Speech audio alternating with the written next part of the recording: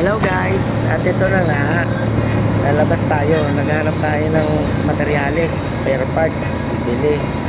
Biglang nagutom yung driver ko, kaya ang target namin ngayon, kakain mo lang kami street foods para matry din natin kung anong ba lasa ng street foods nila dito.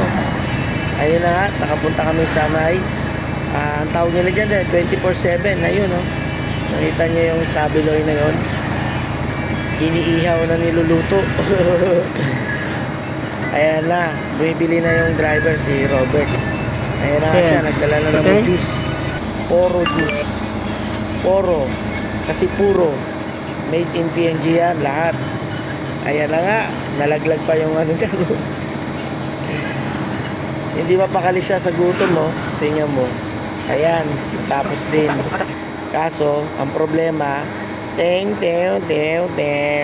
isa daw nalaglag, tinabi niya. Pero guys, kakainin pa rin niya yan. Pinagpagan lang, malupiton yan. Ayan na nga, tikiman time na. Wow, isang kagat. Yummy.